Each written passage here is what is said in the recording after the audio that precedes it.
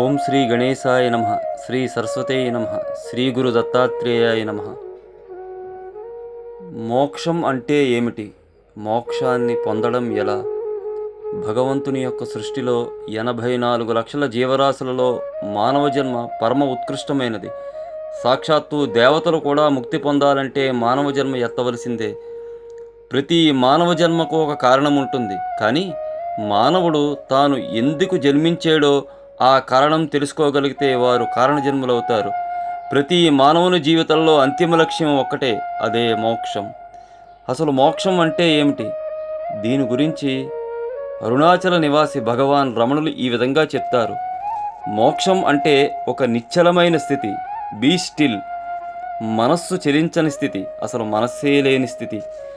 సాధారణంగా చాలామంది మనిషి మరణించిన తర్వాత మోక్షాన్ని పొందాలి అని అనుకుంటారు. కానీ భగవాన్ ఈ విధంగా చెప్తారు, మనిషి జీవిస్తూనే ముక్తిని పొందవచ్చు అని. ఒకసారి ఒక భక్తురాలు భగవాన్ రమణులని ఈ విధంగా ప్రార్థించింది, స్వామి నాకు మోక్షం కావాలి అని. కానీ భగవాన్ మౌనంగా ఉన్నారు. మళ్ళీ ఆ భక్తురాలు, స్వామి నేను కొంత సమయం తర్వాత తిరిగి వస్తాను, నాకు ఇప్పుడే మోక్షం కావాలి అని భగవాన్ని అడిగింది ఆ భక్తురాలు. భగవాన్ పకపకా నవ్వారు. అక్కడ భక్తులు అందరూ, స్వామి మాకు కూడా మోక్షాన్ని ఇవ్వండి అని భగవాన్ని ప్రార్థించారు.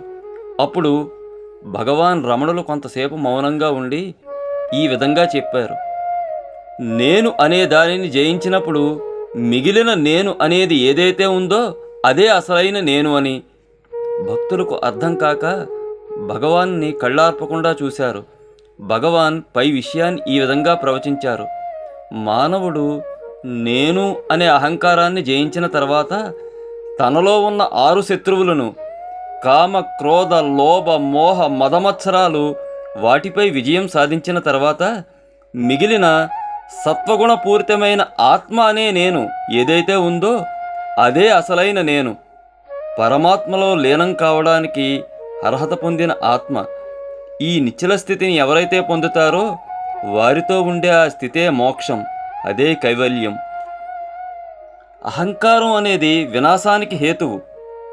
రావణ సంహారం తర్వాత శ్రీరామచంద్రమూర్తి అయోధ్యకు వచ్చిన తర్వాత తన తల్లి కౌసల్యాదేవిని సందర్శించగా కౌసల్య రాముల్ని చూస్తూ, నాయనా రామచంద్ర నీవు రావణ సంహారాన్ని చేశావు కదా అంటే ఎంతో వినయంతో మహాపరాక్రమవంతుడైన శ్రీరామచంద్రమూర్తి వారి తల్లిగారితో, అమ్మ రావణుడిని నేను సంహరించలేదు, అతడు గొప్ప శివభక్తుడు, మహాపండితుడు.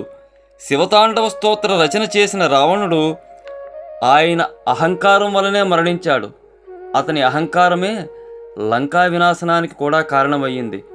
అంటే నేను అనే ఆ అహంకారం ఎంత ప్రమాదకరమో మనందరం తెలుసుకోవాలి. మరి మనస్సును, అందులో ఉన్న దుర్గుణాలను ఏ విధంగా జయించాలి? దీనికి జగద్గురువులు ఆదిశంకరులు శివానందలహరిలో ఈ విధంగా చెప్పారు, సదా మోహటావ్యాం చరతి యువతీనాం కుచగిరౌ నటత్యాసా శాఖ స్ఫటతి జడితి స్వైరమభితః కపాలాన్ మే హృదయకపి మత్యంత చపలం దృఢం భక్త్యా బద్వా శివ భవదదీనం కురు విభో. తాత్పర్యము, ఓ ఆదిభిక్షు, ఓ కపాలధర, నా మనస్సు సదా సర్వదా మోహ అరణ్యములోనే తిరుగుచున్నది, సుందరాంగనుల కుచగిరిల మీదనే పరిభ్రమిస్తున్నది, స్వేచ్ఛగా ఆశారూప శాఖలపై తిరుగాడుచున్నది. దేవదేవ, అతి చంచలమైన మర్కటం వంటి నా మనస్సును భక్తిపాసంతో బంధించు స్వామి, స్వాధీనం చేసుకో. పరమేశ్వర, ఈ మనస్సు అనే కోతిని భక్తి అనే తాడుతో కట్టి నీకు ఇస్తున్నాను, స్వీకరించు తండ్రి. శంకరులు ఆయనను అడ్డు పెట్టుకుని సర్వమానవాళికి దివ్యబోధన చేశారు. భగవంతుడు మన నుండి అసలు ఏమి కోరతాడు? బంగారంతో చేసిన విలువైన కానుకల, సహస్ర పుష్పాలతో చేసే పూజల? ఈ విషయమై మీకు ఒక పాటలో ఒక చరణం వినిపిస్తాను.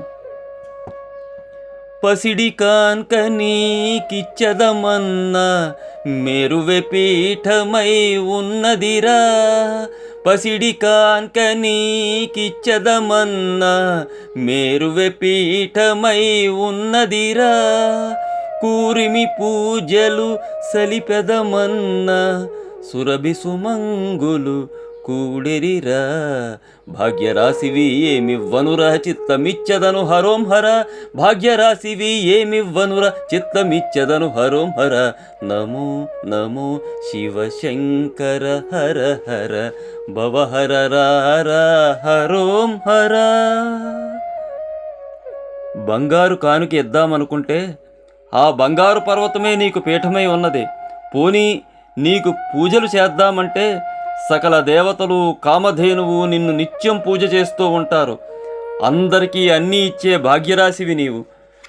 నీకు నేను ఏమి ఇవ్వగలను నా చిత్తమును తప్ప అంటే పరమేశ్వరునికి నిష్కపటమైన నిష్కల్మషమైన నిష్కామంతో కూడిన మనస్సును మాత్రమే సమర్పించాలి. అసలు మోక్షాన్ని పొందడం ఎలా? ఈ విషయమై జగద్గురువులైన ఆదిశంకరులు మనకు ఈ విధంగా బోధించారు. సత్సంగత్వే నిస్సంగత్వం, నిస్సంగత్వే నిర్మోహత్వం, నిర్మోహత్వే నిశ్చలతత్వం, నిశ్చలతత్వే జీవన్ముక్తి. సత్సంగం అంటే ఏమిటి? సత్సంగం అంటే ఒక మంచి గురువు, ఒక మంచి గ్రంథం, ఒక మంచి వ్యక్తి. ఇటువంటి సత్సంగాన్ని ఎవరైతే ఏర్పరచుకుంటారో వారు విషయవాంఛలకు దూరంగా ఉండి భగవంతుడి యొక్క ముక్తి మార్గం వైపుకు పయనిస్తారు. ఒకసారి నారద మహర్షి విష్ణుమూర్తిని సత్సంగం అంటే ఏమిటి అని ప్రశ్నించారట. అప్పుడు మహావిష్ణువు ఒక పురుగును చూపించి దానిని అడగమన్నారట. నారద మహర్షి పురుగును చూసి సత్సంగం అంటే ఏమిటి అని అడిగితే వెంటనే ఆ పురుగు చనిపోయిందిట. తరువాత ఒక పావురం దగ్గరికి వెళ్ళి సత్సంగం అంటే ఏమిటి అని అడిగారట. ఆ పావురం కూడా చనిపోయిందిట. తరువాత ఒక లేగదూడ దగ్గరికి వెళ్ళి సత్సంగం అంటే ఏమిటి అని నారద మహర్షి అడిగారట. ఆ లేగదూడ కూడా చనిపోయిందిట. అప్పుడు మహావిష్ణువు దగ్గరికి వెళ్ళి నేను దేనిని అడిగితే అవి అన్నీ చనిపోతున్నాయి, ఇప్పుడు నేనేం చేయాలి అని అడిగితే ఒక రాజకుమారుడు ఉన్నాడు, అతన్ని వెళ్ళి అడుగు అని చెప్పి మహావిష్ణువు నారదునికి బోధించారట. వెంటనే నారద మహర్షి ఆ రాజకుమారుడి దగ్గరికి భయపడుతూ ఇంతవరకు పురుగుని అడిగాను, పావురాన్ని అడిగాను, లేగదూడని అడిగాను, కానీ అవన్నీ చనిపోయాయి.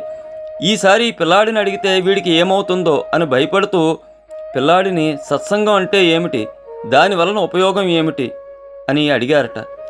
ఆ పిల్లవాడు నారదుడిని చూసి నవ్వుతూ, నారద, నేను ఎవరో గుర్తుపట్టలేదా? నేనే ఆ పురుగుని, ఆ పావురాన్ని, ఆ లేగదూడని. మీరు వచ్చి నాతో మాట్లాడడం వలన పురుగుగా ఉన్న నేను పావురాన్ని అయ్యాను, పావురంగా ఉన్న నేను లేగదూడగా పుట్టాను. మళ్ళీ వచ్చి మాట్లాడడం వలన 84 లక్షల జీవరాశులలోకెల్లా ఉత్తమమైన ఈ మానవ జన్మ పొందాను. మనిద్దరి మధ్య ఉన్న సత్సాంగత్యం వలన అపురూపమైన మానవ జన్మను పొందగలిగాను. ఇదే సత్సంగం యొక్క గొప్పతనం అని నారదునికి ఆ రాజకుమారుడు సెలవిచ్చాడట. అంటే సత్సంగం వలన ఎంత మంచి ఫలితం పొందవచ్చు. తరువాత నిస్సంగత్వం, దీనినే మనం డిటాచ్మెంట్ అని చెప్పి అంటాం. బంధాలలో ఉండాలి, బంధుత్వాలలో ఉండాలి, కానీ తామరాకు మీద నీటి బొట్టులా ఉండి పరమాత్మ ఒక్కడే శాశ్వతం అనే ఎరుకలో ఉండాలి. ఇటువంటి స్థితి పొందిన తరువాత విషయవాసనలపైన వ్యామోహాన్ని నశింపజేసుకోవాలి. రాగద్వేషాలు లేని స్థితిని పొందాలి, అదే నిర్మోహత్వం. ఈ స్థితిని కూడా పొందిన తర్వాత మనస్సే లేని స్థితి, మనస్సు చెలించని స్థితి, అదే పరిపూర్ణమైన కైవల్య స్థితి. ఆ స్థితిని పొందినదే శ్రీ రమణ భగవానులు. అటువంటి స్థితిని మనం అందరూ పొందాలనే రమణ భగవానులు బీ స్టిల్, నిశ్చల స్థితిని పొందండి అని చెప్పారు. ఈ విషయాన్నే శంకర భగవత్పాదులు ఈ 4 వాక్యాలలో మనకు అందించారు.